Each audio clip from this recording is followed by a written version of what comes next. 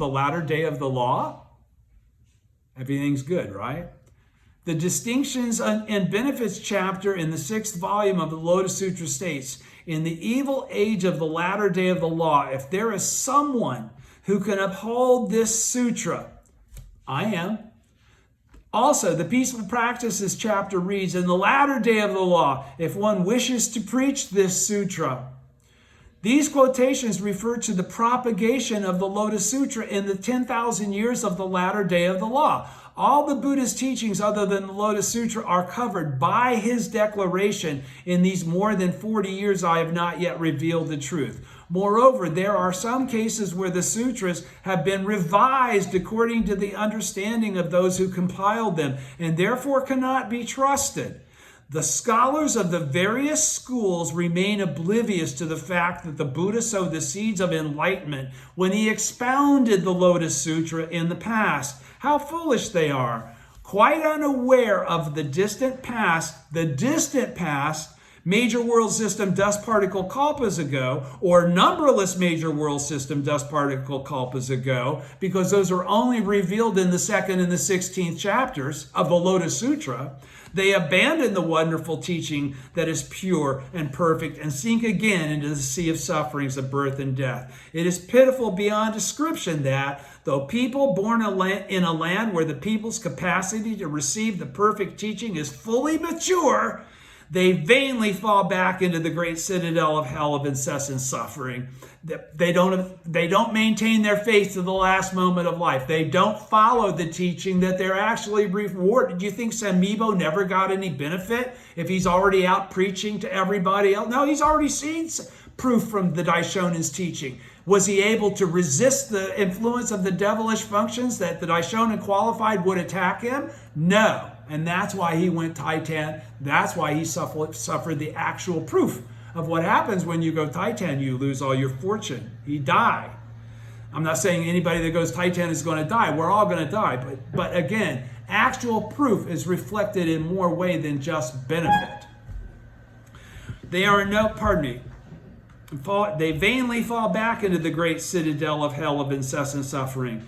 They are no different from a person who arrives at the bejeweled Kunlun Mountains only to return to his impoverished country without a single gem, or one who enters a forest of sandalwood trees yet goes back to the shards and rubble of one's own land without even plucking an aromatic champaka blossom. The 3rd volume of the Lotus Sutra reads, suppose that someone coming from a land of famine should suddenly encounter a great king's feast. And the 6th volume reads, this, my land, remains safe and tranquil. My pure land is not destroyed. In your letter, you mentioned a difficult question put to you as to the assertion that people can partially achieve the way through their practice of the pre-Lotus Sutra teachings. In reply, you should quote the 3rd volume of the Nirvana Sutra that reads, good men, study and practice until you learn that the 3 treasures are one and eternal. Okay, do we understand what that was?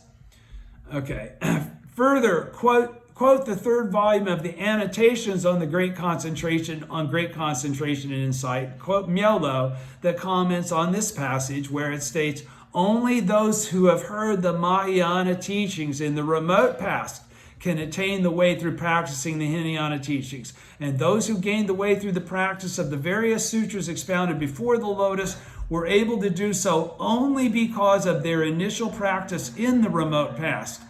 Thus, you should make clear that the pre-Lotus Sutra teachings provide no benefit of enlightenment whatsoever. Then explain that the same principle holds true in the time of propagation following the Buddha's passing.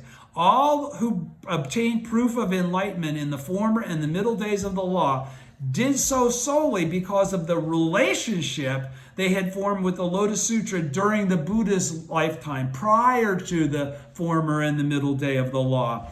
Should your opponents repeatedly insist that the pre-Lotus Sutra teachings provide a path to enlightenment, cite to them the Buddha's own declaration in the Immeasurable Meaning Sutra, in these more than 40 years I have not yet revealed the truth, Mr. Lee. Ordinary people like ourselves at the stage of hearing the name and the words of the truth can expect to attain Buddhahood by relying on the teachings of the Buddha. The words of the various teachers are in themselves of no use at all. The Buddha gave strict counsel, and again, it's the Buddha Shakyamuni that qualified 500-year period, and after the former and the middle day of the law, my teaching is going to lose its benefit. And because my teaching will have become so convoluted and twisted by the latter day of the law, that's why my teaching loses its power, and that's why the great pure law will be revealed. Okay? That's the whole gig here. The words of the various teachers are in themselves of no use at all. The Buddha gave strict counsel against following them with his statement in the Nirvana Sutra, rely on the law and not upon persons. He's talking about Honen, Ryokan,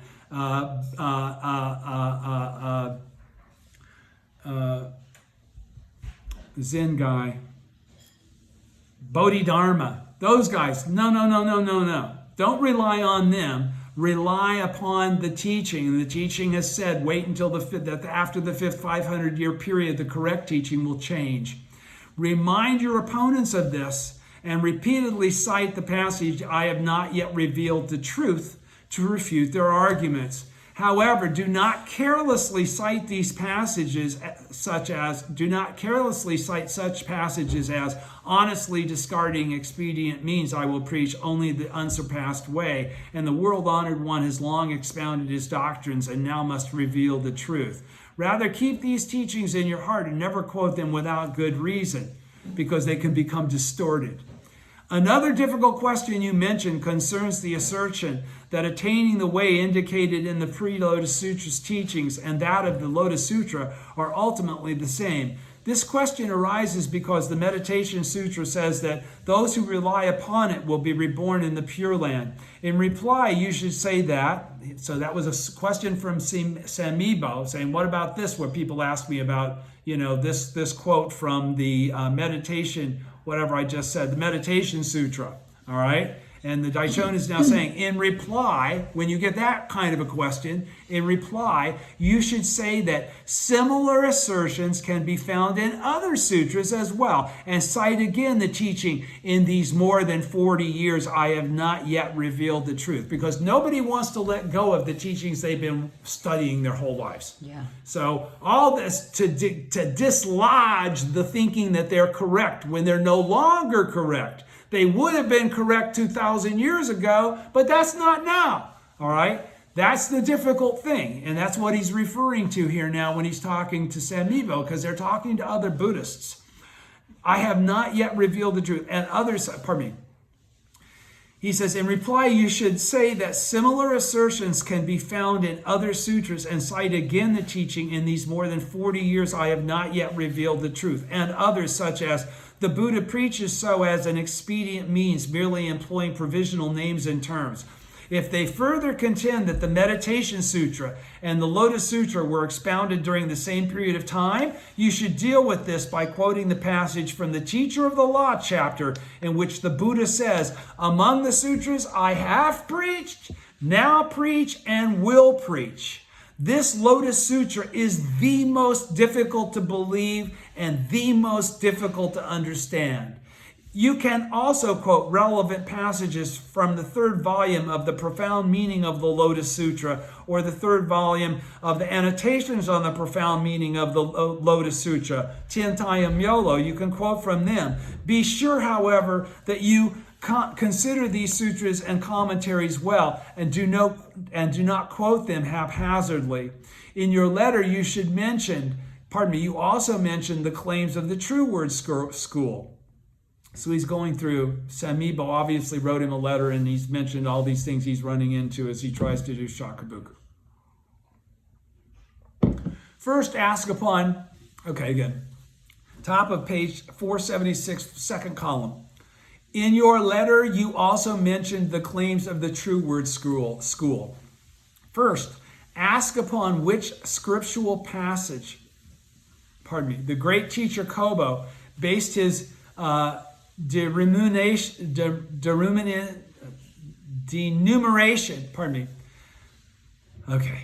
He's talking about the ranking of the Lotus Sutra versus the Mahavajrana Sutra versus the Amida Sutras, whatever. He's going, in your letter, you also mention the claims of the True Word School, which is esoteric, the mudras and all that stuff. First, ask upon which scriptural passage the great teacher Kobo based his denumeration of the Lotus Sutra as a doctrine of denunciation is what this is. It's a hyphenated word. I keep screwing it up because I'm not carrying it well. Let me start one more time. Top of page 476, second column. In your letter, you also mention the claims of the True Word School. First, ask upon which scriptural passage the great teacher Kobo based his denunciation of the Lotus Sutra as a doctrine of childish theory and of Shakyamuni as still being in the region of darkness. If they reply by citing some sutra, ask them which of the Buddhas of the three existences is represented by the thus come one Mahavajrana. Then ask them if they are aware of the deceit perpetrated by such priests as the Tripitaka masters Shan Wu Wei and Chinkang Chi. Tell them how Shan Wu Wei deceived the priest Ishun when he dictated to him his commentary on the Mahavajrana Sutra. That's when they inserted Ichinen Sanzen into the Mahavajrana Sutra, stealing it from Shakyamuni, from Tentai. Although not the slightest indication of 3,000 realms in a single moment of life, Ichinen Sanzen, is to be found in the Mahavajrana Sutra, this false interpretation stating that it was put forth when the sutra was introduced to China. As regards to the most perverted of their distortions, ask him if there is any documentary proof of the teachings of any of the Buddhas of the three existences that permits them to tread on the head of Mahavajrana Buddha. If they retort in some way or other, then tell them that the great arrogant Brahmin who used statues of the three deities of Brahmanism and of the Buddha Shakyamuni as the legs of his preaching platform, and he got aced too, just like Samibo will as well.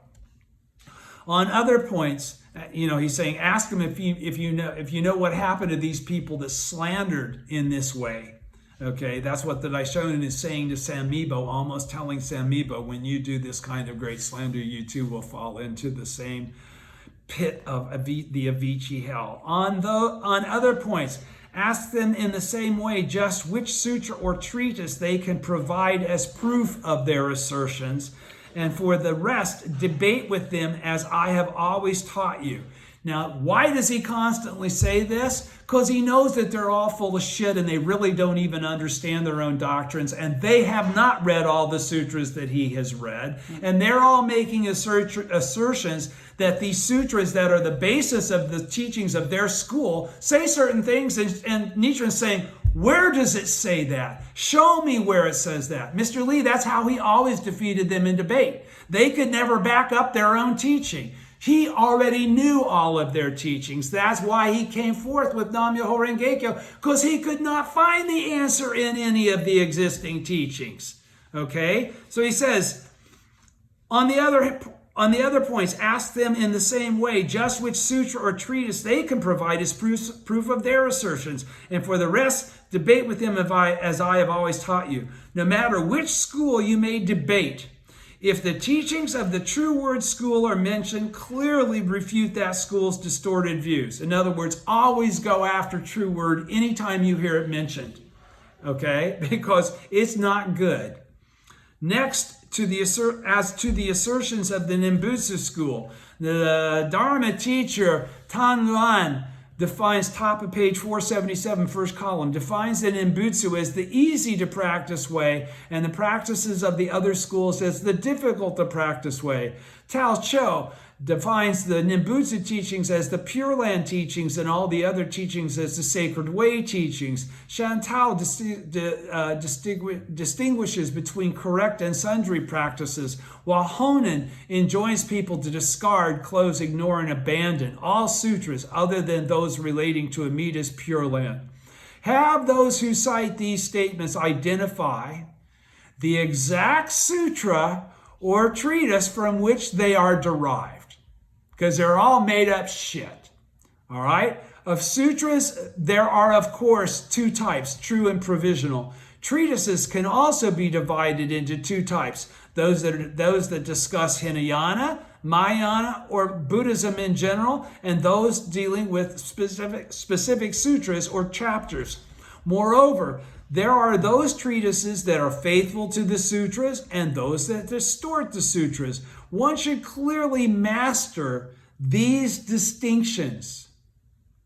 Now, he makes that statement to Samibo, and Samibo is a priest, and he's going out and debating other priests of other schools.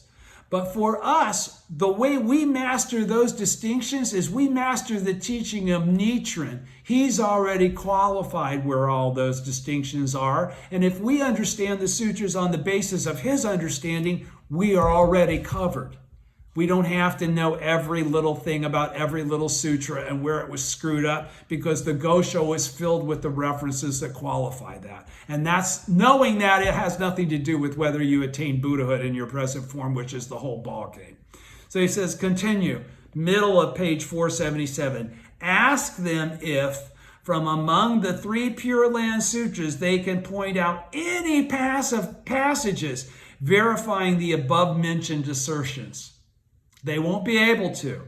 Everyone chants Nimbutsu and praises Amida Buddha, but ask your opponents, as before, if there exists any teaching that affords a solid basis for this. In short, let them cite the sutra or treatise on which the adherents of the Nimbutsu school in both China and Japan base their denunciation of the Lotus Sutra as a sundry practice, urging people to discard, close, ignore, and abandon it. Call them on their shit immediately, because they slander the law. When they fail to cite any passages and clearly validates these statements, tell them that, just as expounded in the simile and parable chapter of the Lotus Sutra, the grave offense they commit by slandering the true teaching on the basis of provisional teachings will surely plunge them into the great citadel of the Avicii hell, where they will be reborn again and again for countless numbers of kalpas. And that's in the Lotus Sutra. That's not coming from Nichiren mouthing off. He's basing everything on what Shakyamuni already laid down in the teachings at the end of his lifetime. He says at the bottom of page 477, first column, this is a very long paragraph. Let the audience judge for themselves the seriousness of the offense that derives from following the partial and mistaken doctrines of their school and forsaking the very teachings that all Buddhas of the 3 existences verified with the words, all that you, Shakyamuni Buddha, have expounded is the truth, as they did in the Lotus Sutra, in the essential teaching in the last 14 chapters.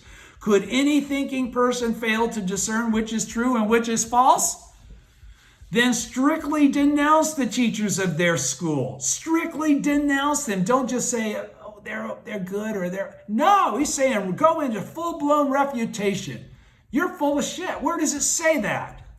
However naive are those who cling only to the stump of one sutra without knowing which are superior and which are inferior among all the sutras. Even if one cannot read all the sutras and discern this for oneself, there can be no mistaking that the Lotus Sutra is the only sutra whose truth was attested to by Shakyamuni Buddha, many treasures, and the Buddhas who are Shakyamuni's emanations. Should one nonetheless view the Lotus Sutra as false and misread the Buddha's words, I have not yet revealed the truth, as I have already revealed the truth?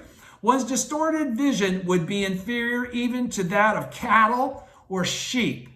Exactly what is meant by the passage in the Teacher of the Law chapter. Among the sutras I have preached, now preach, and will preach, this Lotus Sutra is the most difficult to believe and the most difficult to understand. Does the Immeasurable Meaning Sutra not make it clear that Shakyamuni taught the practice of Buddhist austerity spanning myriad of kalpas before declaring, in these more than 40 years, I have not yet revealed the truth? These passages are nothing less than the Buddha's own statements of the relative superiority of the various sutras he expounded during his some 50 years of teaching. The relative superiority of the sutras corresponds to whether they whether or not they lead to Buddhahood. The relative superiority, here's what deems them superior or inferior. Do they allow you to attain Buddhahood in your present form in this lifetime? In the subject, because only the Lotus Sutra, and do they allow all people equally that access? Boom, we just shut it down. It's only the Lotus Sutra has a teaching in there that could respond to that qualification. He says the relative superiority at the bottom of 477, the last sentence in the previous paragraph, the relative superiority of the sutras corresponds to whether or not they lead to Buddhahood, not their content of fun shit to know. Jikaku and Chisho held the view that although the Lotus Sutra and the Mahayana Sutra are equal in terms of principle, the latter is superior in terms of practice. And Jikaku and Chisho followed Dingyo at Mount Hei. They're the ones that screwed up Mount Hei and turned it into a true word place. Okay, Shantao and Honen maintained that no practice other than Nimbutsu suits the capacity of the people in the latter day. The Zen school claims to represent a special transmission apart from the sutras. It's not even in the sutras, the teaching of the Zen. Their views are as distorted as the eyesight of a person who mistakes east for west or who cannot tell north from south. Their understanding is as inferior to that of cattle or sheep, and their teachings are as ambiguous as a bat that appears to be neither animal nor bird. How could they not feel terror at defying the Buddha's words? Rely on the law and not upon persons. And if a person fails to have faith but instead slanders this sutra, immediately he will destroy all the seeds for becoming a Buddha in this world. The Daishonin is saying, with the Lotus Sutra making those two statements, they should be shaking in their boots in fear for what they're actually doing and taking upon themselves to know more than Shakyamuni himself. You know, they say that, you know, they believe in the Buddhist teachings, but they blow off this admonition that I've been prepping you out for this stuff. You wouldn't have been able to handle it. And I can only say it now. I now must reveal the truth. In these more than 40 years, I have not yet revealed the truth. My God. He says, they must have been possessed by evil demons or become drunk on the bad liquor of inner darkness. Nothing is more certain. He says, 478, middle. Nothing is more certain than actual proof. Look at the sudden death of Shanmue and the unexpected disaster that beset Issing, or how Kobo and Jikaku died. Could they have met such horrible fates if they were actually votaries of the correct teaching that Daishonin saying? Did they have, did they get saved at Tatsunokuchi by some weird shit appearing in the sky that freaked everybody out? No, none of those guys got any of that kind of benefit. That's why he says nothing is more certain than actual proof. Nietzsche is saying, I have shown actual proof in my life that my teaching is correct. How do you read the meditation on the Buddha's ocean-like characteristic sutra and other sutras, or Bodhisattva Nagarjuna's treatise that describes the state of death? The meditation master I Ching incorporated Shanmue's deceptions into his explanation of the Mahayana Sutra. Kobo denounced the Lotus Sutra as a doctrine of childish theory. Jikaku contended that the Mahayana Sutra was equal to the Lotus Sutra in terms of principle, but superior in terms of practice. Tanlan and Tao Cho proclaimed that Dimbutsu alone suits the people's capacity in the latter day. Such views are commonplace in the false teachings of the schools founded on provisional sutras. No one would wish to die as those people did. Say these things mildly, but firmly in a quiet voice with a calm gaze and an even expression. Don't say it like you're trying to scare them. Talk to them as though you're trying to awaken to them before they suffer the same fate. In your letter, you asked how to treat questions regarding the degree of benefit afforded by the various sutras other than the Lotus Sutra. First of all, state that the benefit of any of those sutras is incomplete because it doesn't include Buddhahood. That's the only benefit that matters. Then ask your opponents if any of the sutras upon which their schools are based were confirmed as true and valid by Shakyamuni Buddha, Many Treasures Buddha, and the Buddhas of the 10 Directions. Only the Lotus Sutra was. Say that you have never heard of such, and that Many Treasures and the Buddhas, who were Shakyamuni's emanations, assembled to testify to the truth of the Lotus Sutra. How could they possibly attest to any other sutras? A Buddha never states two contrary things. Next, ask if there is any other sutra that mentions the 6 difficult and 9 easy acts. Though there may be some among the sutras fabricated by people after the Buddha's passing that do so, there is not a single word or phrase in any other of Shakyamuni's entire 40 years of teachings that describes them. You should make all this clear. Do the other sutras reveal that the Buddha originally attained enlightenment numberless major world system dust particle kalpas ago? No. Do they tell how the people formed a bond with the Lotus Sutra when it was expounded major world system dust particle kalpas ago? No. That's Sanzen Jintingo, as is discussed in the Expedient Means chapter. What other sutra teaches that one can gain immeasurable benefits by arousing even a single moment of faith in an understanding of it, or that incalculable benefits will accrue even to the 50th person who rejoices upon hearing it? What other sutra says what the Lotus Sutra says is what he's saying. The other sutras do not claim that even the 1st, 2nd, 3rd, or 10th listener can obtain such great benefit, let alone the 50th. Moreover, they do not speak of even 1 or 2 dust particle kalpas, let alone the vast reaches of time as numberless major world system dust particle kalpas or major world system dust particle kalpas. Only through the Lotus Sutra was Buddhahood open to the people of the 2 vehicles and the lowly Dragon King's daughter enabled to attain enlightenment in her present form. All other Mahayana sutras, such as the Flower Garland and Wisdom Sutras, fail to expound these wonders. Tentai made this quite clear when he declared that the attainment of Buddhahood by persons of the 2 vehicles was put forth for the first time in the Lotus Sutra. We may be certain that, unlike Kobo or Jikaku, a learned man as enlightened as the great teacher Tentai could not have fabricated any theories that were not based on the words and meaning of the sutras. The Lotus Sutra predicts that the evil Devadatta will attain enlightenment in a land called Heavenly Way, but what other sutras make such an assertion? Even leaving all such questions aside, what other sutra reveals the mutual possession of the 10 worlds that says that would enable you to attain Buddhahood as a common mortal? Or teaches that even plants and trees can attain Buddhahood because they're all temporary gatherings of the 5 components. Tentai explains that all things having color or fragrance are manifestations of the middle way. And Myolo adds that people are shocked and harbor doubts when they hear for the first time the doctrine that insentient beings, plants and trees, are all possess the Buddha nature. Can their interpretations be classified with the distorted views of Chikaku and Shisho, who claim that the Mahavajrayana Sutra is equal in the Lotus Sutra in terms of principle, but superior in terms of practice? Tentai is one of the teachers who kept the torch of Buddhism burning as it passed through India and China to Japan. He is the sage who gained an awakening at Puxian Monastery. He is also the reincarnation of a bodhisattva and attained enlightenment by means of his inherent wisdom. How could he possibly have formulated any interpretations not based on the sutras or treatises?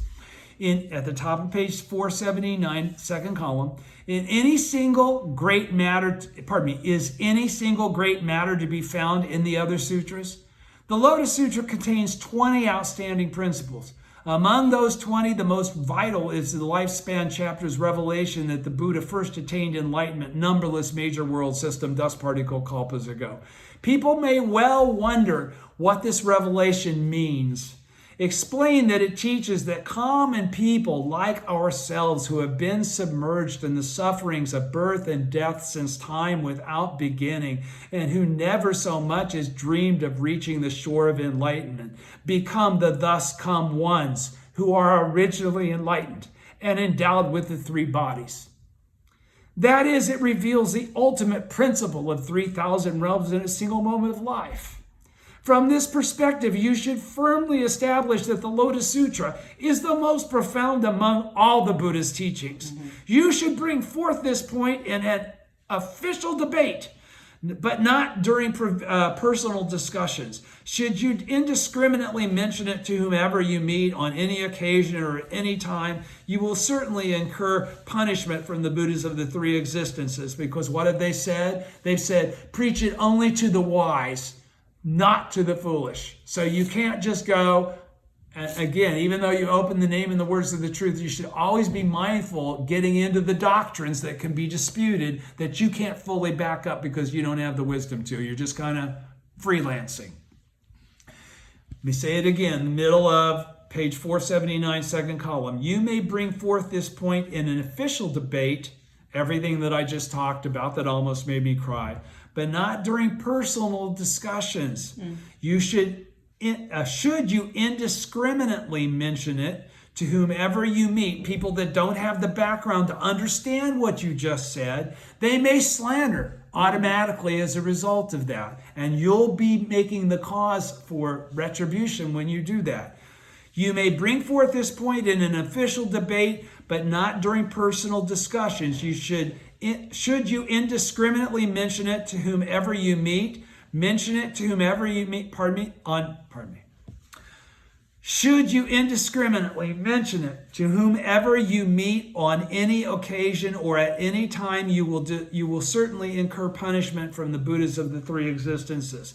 This is the doctrine that I have always referred to as my own inner realization. Can even the slightest indication of this doctrine be found in the Mahavajracana Sutra, the three Pure Land Sutras that about 10 kalpas have passed since Amida Buddha attained enlightenment? Can this possibly compare with the Lotus Sutra's revelation above? Meet each argument with rebuttals such as these, reciting each quotation in its proper context. Then tell your opponents to stop and consider this. It is precisely because the Lotus Sutra is so remarkably sublime that many treasures came from far away to testify to its truth, and that the emanation Buddhas assembled to join him. Then Shakyamuni, many treasures, and all the other Buddhas attested that the sutra is free from falsehood, extending their tongues all the way to the Brahma heaven. Bodhisattvas, as numerous as the dust particles of 1,000 worlds, appeared from beneath the earth and were specifically entrusted with the transmission of Myoho Rengekyo to all living beings throughout the land of Jampadvipa in this impure and evil latter age. Was it not precisely because these bodhisattvas were the Buddha's envoys that he denied all the 800,000 million Nayutas of great bodhisattvas, saying, "Leave off, good men," as he says in the Lotus Sutra, as he says, the bodhisattvas of the earth have it handled. None of you are up to it. And if you looked at point 27, it would tell you that. It's from chapter 15. He says, if, as in the way with the adherents of the misleading schools, they demand that you cite documentary evidence for these statements, quote the Emerging from the Earth chapter of the Lotus Sutra and the 9th volume of the Words and Phrases of the Lotus Sutra and the 9th volume of the annotations on the words and phrases of the Lotus Sutra, Tentai Myolo's dissertation on that chapter, which clarify the 3 reasons for the rejection of the bodhisattvas from the other worlds, and the 3 reasons for the emergence of the bodhisattvas of the earth. And for that I will give you. Here are those 3 reasons.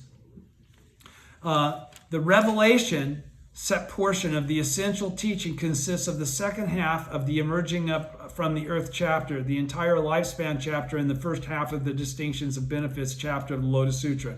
Hence, it refers specifically to the lifespan chapter.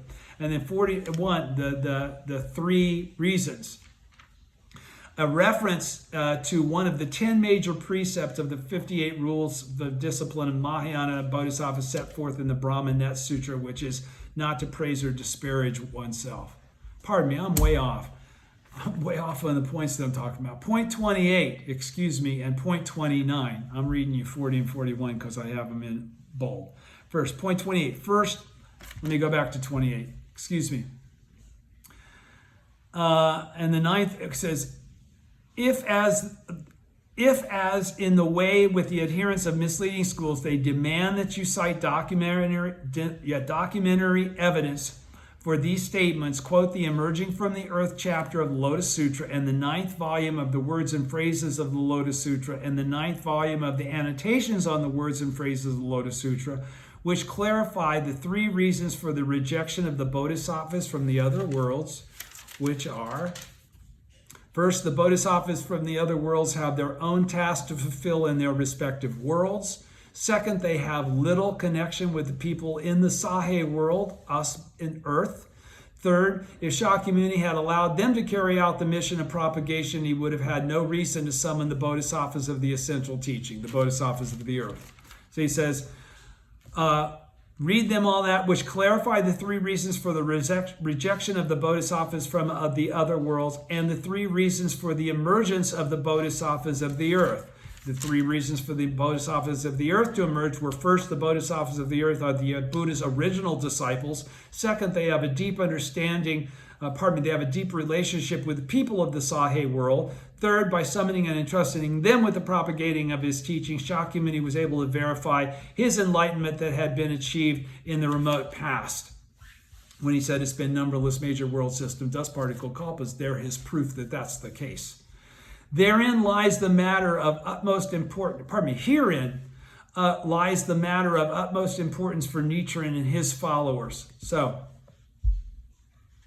what he's qualifying here is that the Buddha that is the leader of the bodhisattvas of the earth is not Shakyamuni, it is Nichiren himself, okay? And that's why he just said, herein lies the matter of utmost importance for Nichiren and his followers, and why he said, don't just mouth off about these facts because they come from my perception of my own Buddhahood, that I'm now teaching you on how to achieve yourself. All right? In the middle of page 480, are you with me? Okay. Adherence, so he's talking about why were the other world's guys rejected? Because they weren't bodhisattvas of the earth. Why were the bodhisattvas of the earth accepted? Is because they're the disciples of the original teacher. Okay, the original teacher is the teacher of the original teaching. The original teaching is Nam-myoho Renge-kyo. The original teacher is Nichiren. That's why he says, herein lies the matter of utmost importance for Nichiren and his followers, because he says we're all equal to him in the OTT, everywhere else that he talks about it. Yes. Okay, 480. Last paragraph, first column. Adherents of the various schools may attempt to attack you by citing the passage from the treatise on the great perfection of wisdom that states, if one denounces the teachings if one denounces the teachings others follow out of love for one's own, then even if one is the practitioner who observes the precepts, one will never escape the pains of hell. Ask them whether they know why because so this thing from the treatise on the great perfection of wisdom says you can't disrespect somebody else's teaching. Okay, if you do, you'll have a bad result from it. His answer then is, ask them whether they know why Nagarjuna wrote his admonition, because he did. He went from being a Hinayana Buddhist to a Mahayana Buddhist. And if Nagarjuna could possibly have been ignorant of how serious an offense it is to slander the true teaching by clinging to provisional teachings, because he converted from the provisional to Mahayana. He stated the various sutras are not secret teachings, only the Lotus Sutra is secret. Okay, Nagarjuna qualified that. He declared that the Lotus Sutra alone is the seed of enlightenment, likening it to the great physician who can change poison into medicine. It is possible that he later regretted having said these things and therefore wrote that if one denounces the teachings that others follow out of love for one's own, he will be destined to fall into the evil paths. If so, he would have been directly contradicting the truthful words of the Lotus Sutra, in which the Buddha states, honestly discarding expedient means and not accepting a single verse of the other sutras.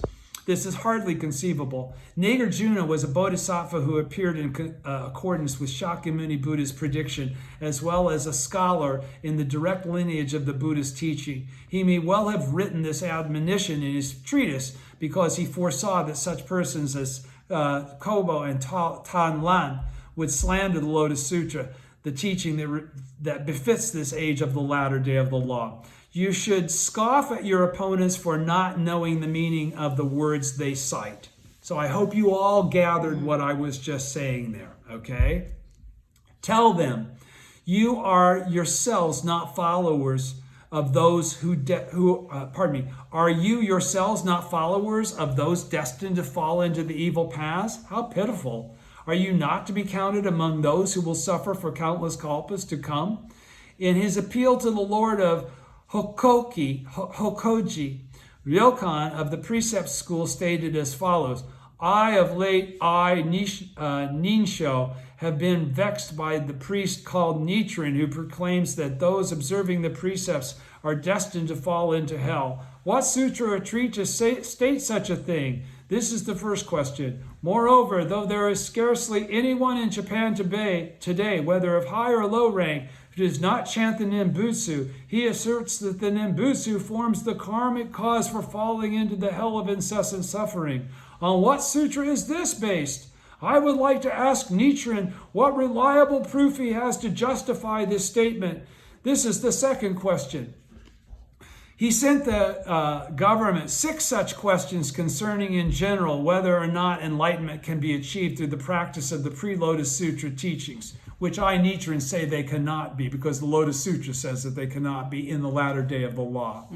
He goes on, if Ryokan of Gorakuji again lets it be known, as he claimed in his appeal, that he desires to meet and debate with me, submit a petition to the government requesting a public debate. Say to Ryokan, my teacher Nichiren incurred the wrath of the government and was exiled to the province of Sato in the 8th year of Brine. In the first month of the 11th year of Brine, he was pardoned and returned to Kamakura. On his return, he remonstrated with Heino Seimen, who is a disciple of Ryokan, about various matters, and then secluded himself deep in the mountains of Kai province. He has stated that even if he were to be summoned by the emperor or empress, he will never emerge from the mountains to debate his teachings with scholars of the other schools. Therefore, although I, his disciple, am a mere novice, and my knowledge of his teachings amounts to less than a hair from the hides of 9 head of cattle, if anyone comes forth to state their doubts about the Lotus Sutra, I will do my best to reply to them. Then explain my teachings in direct response to your opponent's questions. Moreover, when you must reply to the 6 difficult questions posed in the Ryokan's appeal, bear in mind, as I have always said, that Nichiren's disciples cannot accomplish anything if they are cowardly. If you debate the relative superiority and depth of the Lotus Sutra and other sutras and whether or not they lead to enlightenment, remember that even the Shakyamuni Buddha described in the pre-Lotus Sutra teachings or the theoretical teaching of the Lotus Sutra is no one to be in awe of. Even less so are bodhisattvas at the stage of near perfect enlightenment. Followers of the schools based on the provisional teachings are of less account. As you debate, bear in mind that because we embrace the Lotus Sutra, our position is like that of the great heavenly king Brahma, and it is not at all wrong to regard those who hold to lesser teachings as our subjects or even as barbarians. God, I'd like to read that again if you don't mind. I know we're almost to the end. We're 1 page away from, but let me explain what he just said there, because he made a very important distinction that may get by you if you're just reading the surface. He says, moreover, when you must rely upon 6 difficult questions posed in Ryokan's appeal, bear in mind. Okay, so what was Ryokan doing? He was doing the same kind of thing. Where does it say this? Where does it say this? And us as novices are going to be hard-pressed to be able to quote sutras to validate statements that we might be making in defense of the Daishonin's teachings or position.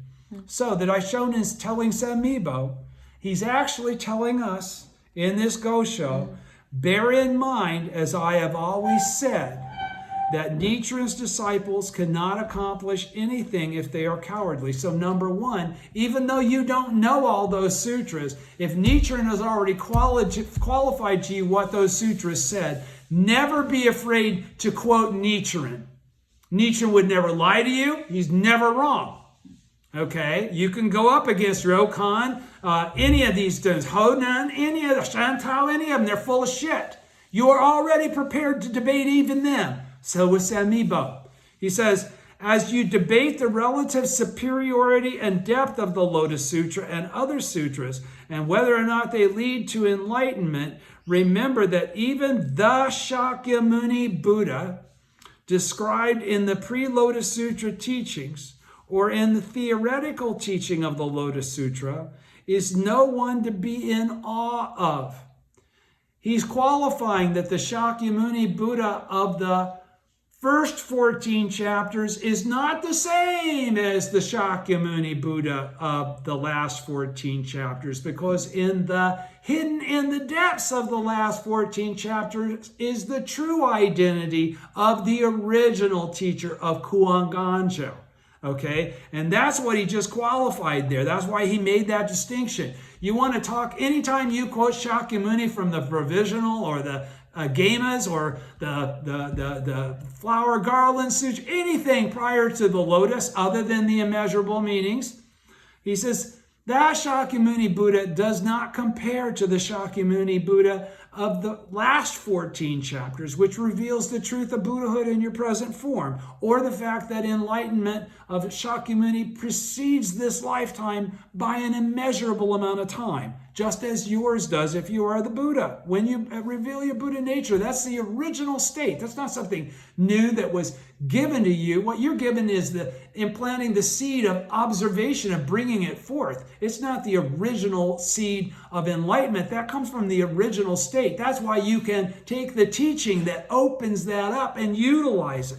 That's the utilization of that original state that exists in all things. That's why you can say all people, everything's a Buddha. The plants, everything, they're in their original state. What's the essence of all things? It's the perfect reality of the simultaneity of cause and effect. So, going back to the very bottom of 481, as you debate the relative superiority and depth of the Lotus Sutra and other sutras and whether or not they lead to enlightenment, remember that even the Shakyamuni Buddha described in the pre-Lotus Sutra teachings or in the theoretical teaching of the Lotus Sutra is no one to be in awe of. Even less so are the bodhisattvas at the stage of near perfect enlightenment. Even less so their disciples.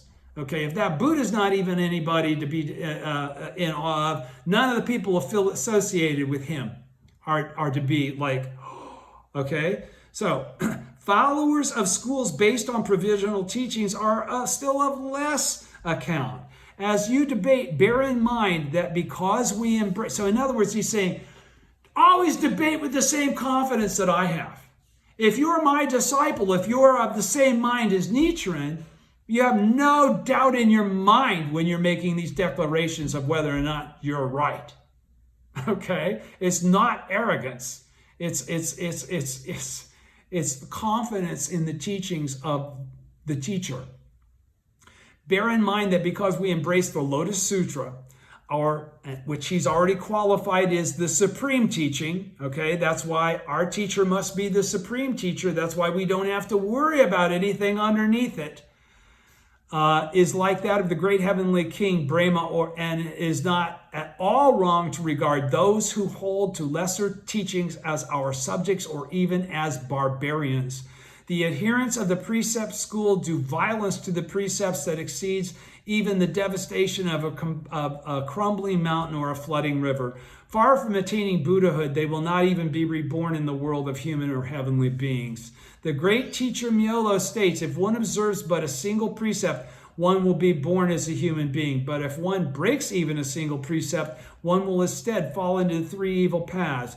Who among Ninsho, Ryokan, who among Ninsho's followers in the precept school embraces even one of the prohibitions set forth in the observance of the Precept Sutra, or the Meditation Sutra on the correct teaching sutra, and other sutras, or truly observes the rules of discipline expounded in the Hinayana and Mahayana sutras, such as the Agama.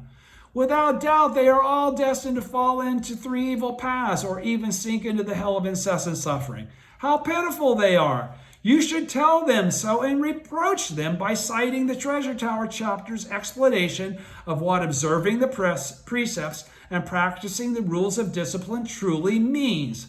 Then, pausing briefly, tell them that the 5 characters of Myoho Renge-kyo, the heart of the essential teaching of the Lotus Sutra, contain the benefit amassed through the countless practices and meritorious deeds of all the Buddhas throughout the 3 existences. Then how can these 5 characters not include the benefits obtained by observing all of the Buddha's precepts? Once the practitioner, and this is the whole thing, we don't have to keep doing the 300 precepts for the men and the 500 precepts for the women. We only do one precept in the Daishonin's teaching. That's the precept of the diamond chalice. He says, why are you able to chant Nam-myoho Renge-kyo and now you don't have to observe all this other gobbledygook do's and don'ts? He's saying because you've already done all the other gobbledygooks, do's and don'ts to be able to be qualified to be able to receive the precepts of the diamond chalice. Okay? To be manifest as a Nam-myoho Renge-kyo, thus come one, a bodhisattva of the earth. So here's what he's saying. How pitiful they are, they don't listen.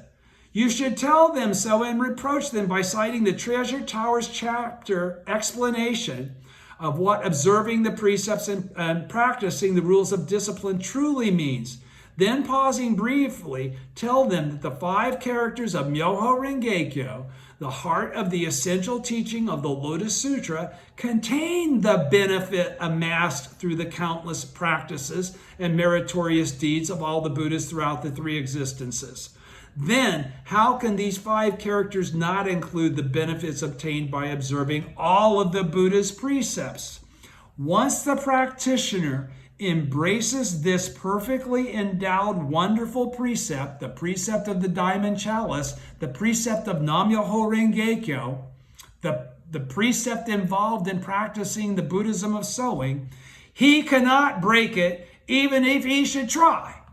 It is therefore called the precept of the diamond chalice. This is what occurred with all those people with never disparaging. Just by having heard the name and the words of the truth, they all were locked into him and they all attained Buddhahood eventually. Only by observing the wonderful precept, this wonderful precept, the precept of the diamond chalice, the precept of Nam-myoho Renge-kyo, have the Buddhas of the 3 existences become Buddhas endowed with the 3 bodies, the Dharma body, the reward body, and the manifested body. Only because of which each are without beginning or end. Which each are without beginning or end. So our Dharma body, our reward body, and our manifested body are all components of the big Kuan-ganjo. The great teacher, beginningless time. They are all with each without beginning or end. The great teacher Tiantai wrote of this. In the various teachings, he, the Buddha, kept this secret and did not transmit it. Now in the latter day of the law, any person, whether wise or ignorant, priest or lay believer, or high or low, or of high or low position, who embraces Myoho Renge-kyo and practices it in accordance with the Buddha's teaching, cannot fail to gain the fruit of Buddhahood. For precisely this reason, in reference to the votary of the Lotus Sutra in the impure and evil age after the Buddha's passing, the sutra declares such a person, and he's going to describe himself. But as he describes himself here in these sentences, he's describing you. Think about what he says. He's saying this to Samibo to qualify that it's him. But as his disciple, doing everything that he teaches us in all these Gosho to do, tell me if this isn't you too, if that's what you're doing and you are of the same mind as Nichiren. He says, for precisely this reason, in reference to the votary of the Lotus Sutra, and if you've devoted your life to the propagation of Nichiren's teaching, you are a votary of the Lotus Sutra. If you're Bodhisattva of the earth, practicing as a bodhisattva of the earth in the latter day of the law, you are a votary of the Lotus Sutra. So he's not just talking about himself here, even though he is talking about himself here. He's talking about himself and his true disciples, which are inseparable from him. Okay?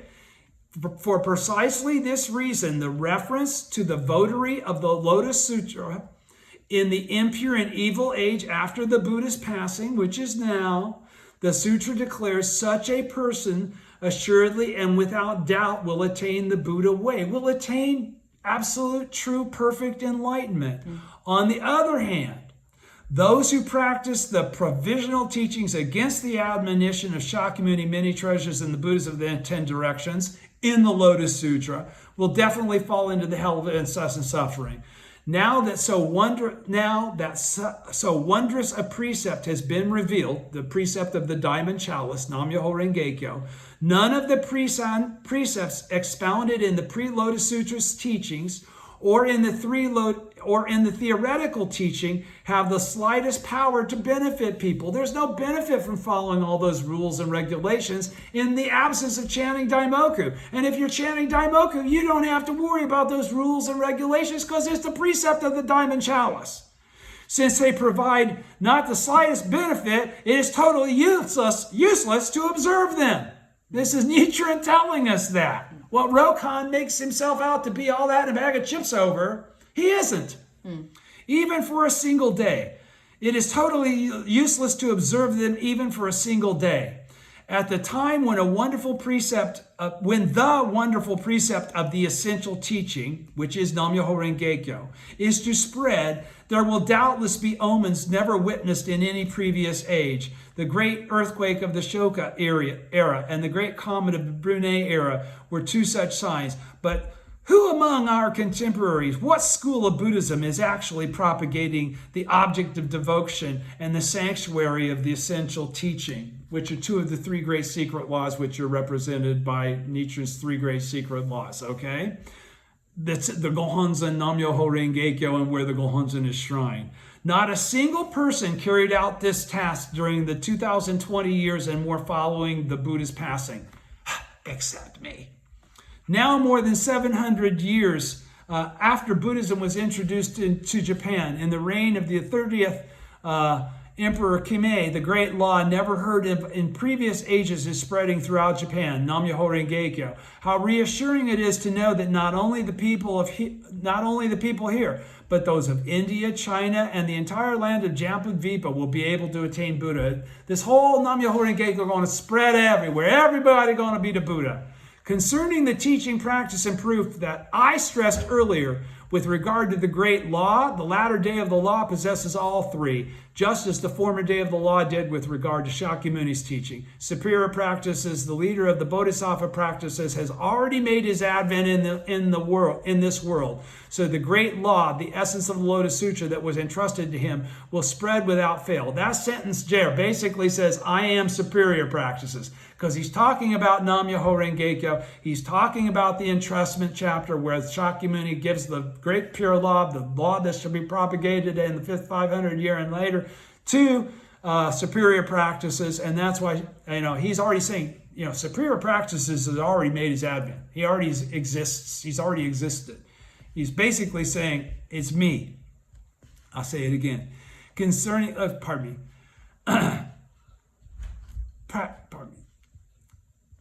Okay, so concerning the teaching, practice, and proof that I stressed earlier with regard to the great law, with regard to this great law, which he's talking about, Nam-myoho Renge-kyo, the latter day of the law possesses all three, just as the former day of the law did with regard to Shakyamuni's teaching. Superior practices, the leader of the Bodhisattvas of the earth, Nichiren, has already made his advent in this world. So the great law, the essence of the Lotus Sutra that was entrusted to him, will spread without fail. For all the living beings of Japan, China, and other countries in the world, it will be an event as rare as seeing the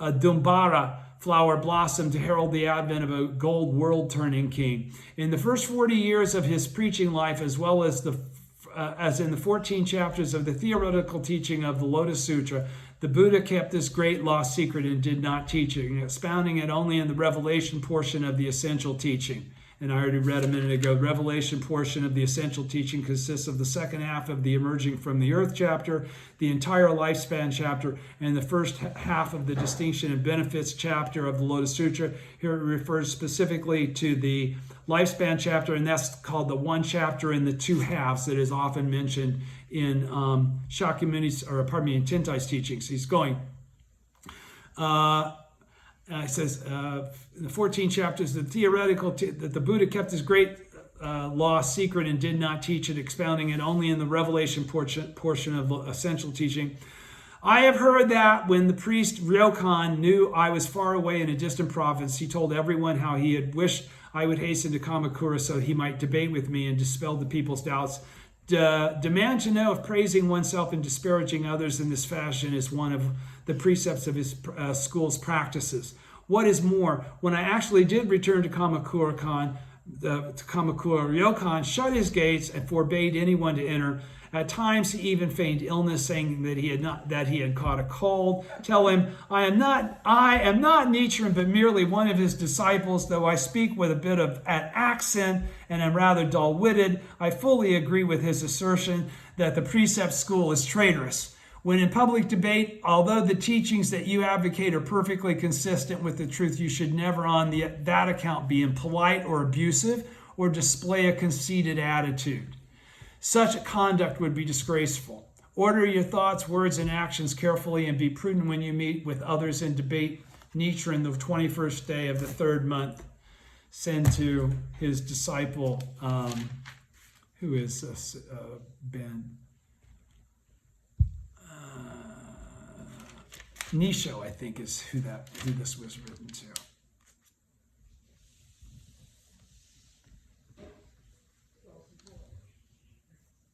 I think it's Nisha is the one that brought him Semibo's letter. Thank you.